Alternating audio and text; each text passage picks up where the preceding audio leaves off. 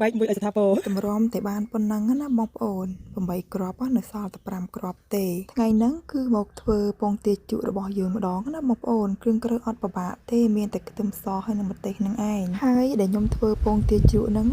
ដោយសារតែខ្ញុំអូសទូរស័ព្ទទៅឃើញគេធ្វើតំណងពេកចុះមានអីខ្ញុំទប់អារម្មណ៍បានទេពងទា8គ្រាប់នៅផ្ទះហ្នឹងក៏យកមកធ្វើ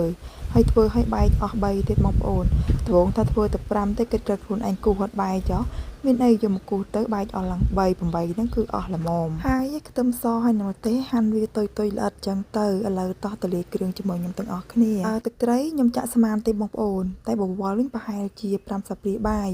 តែហើយខ្ញុំក៏ថែមជាមួយនឹងទឹកក្តៅអ៊ុនៗចឹងទៀតបើដាក់ទឹកត្រីសុទ្ធហ្មងគឺវាប្រៃណាស់ហើយស្ករខ្ញុំដាក់2ដោះគោនឹងឯងបងប្អូនបើប៊ីចេងវិញខ្ញុំដាក់ម៉ាញ់ចេកនឹងឯងដើម្បីយករសជាតិកុំឲ្យវាប្រៃពេកយកបងប្អូនធ្វើទឹកត្រីបែបនេះបើថែមជាមួយនឹងប៊ីចេងបន្តិចទេគឺវាប្រៃខ្លាំងណាស់ឥឡូវយើងចាក់ដាក់កំប៉ុងអីចឹងដោយសារតែយើងលាយគ្រឿងឲ្យអស់ហើយបងប្អូនចាក់វាដាក់កំប៉ុងចឹងទៅចាំយើងគូសពងទាយើងដាក់ចូលបងប្អូនពងទាយើងយកតែផ្នែកក្រហមទេផ្នែកសយើងយកចេញអីចឹងណាបងប្អូនហើយហំហានមែនតែនហ្មងហើយគេធ្វើឯងណាចាក់ទៅចាក់មកដើម្បីយកផ្នែកពណ៌សនឹងចេញ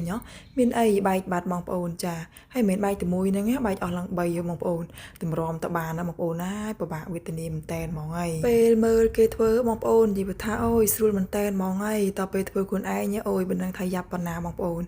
ចាតម្រាំតបានមួយអូយថ្នមមែនតែនហ្មងហើយខ្ញុំហើយយើងធ្វើមិនយកផ្នែកសនឹងចេញអស់ណាបងប្អូនបើថាយកអស់ទេគឺវាឆ្អាប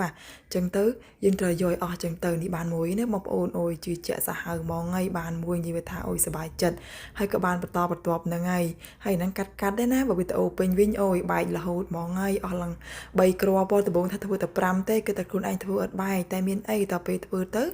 បែកអស់ឡើង3បងប្អូនចាឥឡូវយើងធ្វើឲ្យអស់ហើយណាក៏បានគ្របវាឲ្យស្អាតចឹងគឺដាក់ក្នុង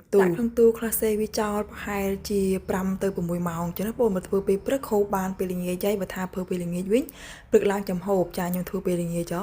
ព្រឹកឡើងមិនហូបបងប្អូននិយាយថាអូឡងលមួតល្អតែម្ដងហើយបងប្អូនណានិយាយមែនហ្មង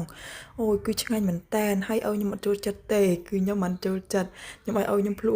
ក់មកគ្រាប់អត់អស់ផងតែខ្ញុំវិញអស់ឡើង2ទៅ3គ្រាប់នៅសល់មួយគ្រាប់ទៀតនៅក្នុងទូខ្ញុំអត់ទាន់បានហូបថ្ងៃមិញហ្នឹងភ្លេចយកហូបហើយបងប្អូនបន្ទុកយូរក៏អត់កើតដែរវាទៅលាយទៅជាមួយនឹងទឹកត្រីផងយើងទុយទៅហើយអស់តែម្ដងហើយចានិយាយថាមួយម៉ាត់ណាក៏ល្មុតមួយម៉ាត់ណាក៏ល្មុតដែរបងប្អូនណានិយាយមែនហ្មងថ្ងៃហ្នឹងអូយសប្បាយចិត្តធ្វើបានអីអញ្ចឹងណាចាដំបូងពេលធ្វើភ័យអតែខ្លួនឯងធ្វើបានដូចគេមានអីធ្វើបានដូចគេដែរតាបានហូបបានអីតែប៉ុន្តែឲ្យខ្ញុំអត់ចូលចិត្តទេគាត់ថាគាត់អត់ចេះហូបទេតែខ្ញុំវិញអូយចូលចិត្តសាហាវហ្មងហើយតែហូបច្រើនក៏បានដែរបងប្អូនអញ្ចឹងវីដេអូខ្ញុំក៏មានតែប៉ុណ្្នឹងឯងអរគុណសម្រាប់ទស្សនាវីដេអូខ្ញុំដល់ចប់អរគុណបងប្អូនទាំងអស់គ្នាជួបគ្នាវីដេអូក្រោយបាយបាយ